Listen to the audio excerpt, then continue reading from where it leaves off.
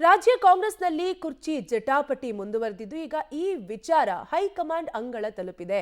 ಈಗಾಗಲೇ ಈ ವಿಚಾರಕ್ಕೆ ಸಂಬಂಧಪಟ್ಟಂತೆ ಸಾಕಷ್ಟು ಚರ್ಚೆಗಳು, ಬೆಳವಣಿಗೆಗಳು ರಾಜ್ಯದಲ್ಲಿ ಆಗ್ತಾ ಇದ್ದು, ರಾಜ್ಯ ಕಾಂಗ್ರೆಸ್ನಲ್ಲಿ ಕುರ್ಚಿ ಕದನ ಜಟಾಪಟಿ ವಿಚಾರಕ್ಕೆ ಸಂಬಂಧಪಟ್ಟಂತೆ ಸೋನಿಯಾ ಗಾಂಧಿ ಅಂಗಳಕ್ಕೆ ಕುರ್ಚಿ ಫೈಟ್ ತಲುಪಿದೆ. ರಾಜ್ಯದ ವಿದ್ಯಮಾನಗಳ ಬಗ್ಗೆ ಸೋನಿಯಾಗೆ ಮಲ್ಲಿಕಾರ್ಜುನ್ ಖರ್ಗೆ ಮಾಹಿತಿಯನ್ನು ನೀಡಿದ್ದಾರೆ. ಬ್ರೇಕ್ಫಾಸ್ಟ್ ಮೀಟಿಂಗ್ ಜಂಟಿ ಸುದ್ದಿಗೋಷ್ಠಿ ಬಗ್ಗೆ ವರದಿಯನ್ನು ಕೂಡ ಮಲ್ಲಿಕಾರ್ಜುನ್ ಖರ್ಗೆ ಸೋನಿಯಾ ಗಾಂಧಿ ಅವರಿಗೆ ತಿಳಿಸಿದ್ದು, ಮಧ್ಯ ಪ್ರವೇಶಿಸುವಂತೆ ಮಲ್ಲಿಕಾರ್ಜುನ್ ಖರ್ಗೆ ಸೋನಿಯಾ ಗಾಂಧಿಗೆ ಮನವಿಯನ್ನ ಮಾಡಿದ್ದಾರೆ. 2-3 ನಿಮಿಷಗಳಲ್ಲಿ ರಾಜ್ಯದ ವಿಷಯವನ್ನ ಖರ್ಗೆ ಪ್ರಸ್ತಾಪಿಸಿದ್ದು, ಶೀಘ್ರವೇ ಪರಿಶೀಲಿಸುವುದಾಗಿ ತಿಳಿಸಿರುವ ಸೋನಿಯಾ ಗಾಂಧಿ ಒಟ್ಟಾರೆಯಾಗಿ ಸಿಎಂ ಡಿಸಿಎಂರನ್ನ ದೆಹಲಿಗೆ ಬುಲಾವ್ ಬಗ್ಗೆ ಚರ್ಚೆ ನಡೆದಿಲ್ಲ ಅಂತ ಕೂಡ ಹೇಳಲಾಗ್ತಾ ಇದ್ದು, ಒಟ್ಟಾರೆಯಾಗಿ ರಾಜ್ಯ ಕಾಂಗ್ರೆಸ್ನಲ್ಲಿ ಪವರ್ ಶೇರಿಂಗ್ ವಿಚಾರ, ನಾಯಕತ್ವ ಬದಲಾವಣೆ ವಿಚಾರ ಸಾಕಷ್ಟು ಚರ್ಚೆ ಆಗ್ತಿದ್ದು, ಈ ವಿಚಾರಕ್ಕೆ ಸಂಬಂಧಪಟ್ಟಂತೆ ಹಲವು ಶಾಸಕರು, ಸಚಿವರು ದೆಹಲಿಗೆ ದೌಡಾಯಿಸ್ತಾ ಇದ್ರು. ಈಗ ಕಳೆದ ಕೆಲವು ದಿನಗಳ ಹಿಂದೆ ಅಷ್ಟೇ ಈಗ ಇದೆಲ್ಲದರ ಬಗ್ಗೆ ಅಂದ್ರೆ ಮೊನ್ನೆ ತಾನೇ ಸಿಎಂ ಮತ್ತು ಡಿಸಿಎಂ ಬ್ರೇಕ್ಫಾಸ್ಟ್ ಮೀಟಿಂಗ್ ಅನ್ನು ಕೂಡ ನಡೆಸಿದ್ರು. ಅದಾದ ನಂತರ ಸುದ್ದಿಗೋಷ್ಠಿಯನ್ನು ಕೂಡ ನಡೆಸಿದ್ರು. ಡೀಟೇಲ್ಸ್ ಕೊಡ್ತಾರೆ ನಮ್ಮ ಪ್ರತಿನಿಧಿ ಶಬ್ಬೀರ್. ಶಬ್ಬೀರ್, ರಾಜ್ಯದಲ್ಲಿ ಕುರ್ಚಿ ಫೈಟ್ಗೆ ತೆರೆ ಎಳೆಯಲು ಹೈಕಮಾಂಡ್ ಈಗಾಗಲೇ ಇನ್ನಿಲ್ಲದ ಪ್ರಯತ್ನ ಮಾಡ್ತಾ ಇದೆ. ಇದೆಲ್ಲದರ ಬಗ್ಗೆ ಈಗಾಗಲೇ ಮಲ್ಲಿಕಾರ್ಜುನ ಖರ್ಗೆ ರಾಜ್ಯದಲ್ಲಿ ಆಗ್ತಿರುವ ವಿದ್ಯಮಾನಗಳ ಬಗ್ಗೆ ಸೋನಿಯಾ ಗಾಂಧಿಗೆ ಮಾಹಿತಿಯನ್ನ ನೀಡಿದ್ದಾರೆ. ಸೊ ಏನೆಲ್ಲ ಚರ್ಚೆ ಆಯ್ತು? ಸಿಎಂ ಮತ್ತು ಡಿಸಿಎಂ ಡೆಲ್ಲಿಗೆ ಹೋಗೋದ್ರ ಬಗ್ಗೆ ಏನಾದ್ರೂ ಚರ್ಚೆ ಆಯ್ತಾ, ಹೇಗೆ ಅಂತ?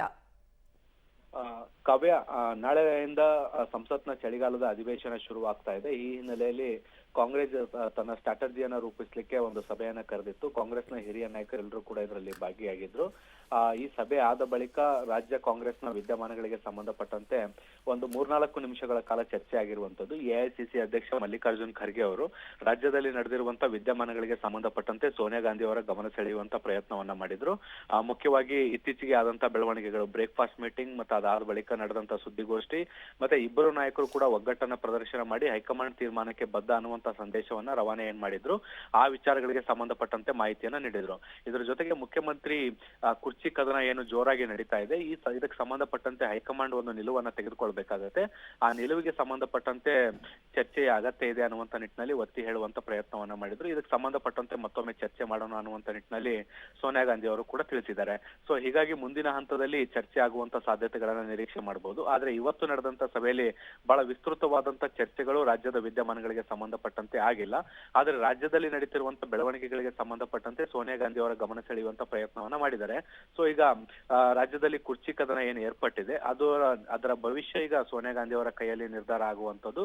ಸೋನಿಯಾ ಗಾಂಧಿ ಅವರು ಮುಂದಿನ ಹಂತದಲ್ಲಿ ರಾಜ್ಯದ ನಾಯಕರನ್ನ ಕೂಡ ಬುಲಾವ್ ಕೊಡಬಹುದು ಅಥವಾ ಹೈಕಮಾಂಡ್ ನಾಯಕರ ಜೊತೆಗೆ ಚರ್ಚೆಯನ್ನ ಮಾಡಿ ಒಂದು ಅಂತಿಮ ನಿರ್ಧಾರಕ್ಕೆ ಬರುವಂತ ಸಾಧ್ಯತೆಗಳಿದಾವೆ. ಕಾವ್ಯ, ಥ್ಯಾಂಕ್ ಯು ಶಬ್ಬೀರ್ ಡೀಟೇಲ್ಸ್ಗಾಗಿ.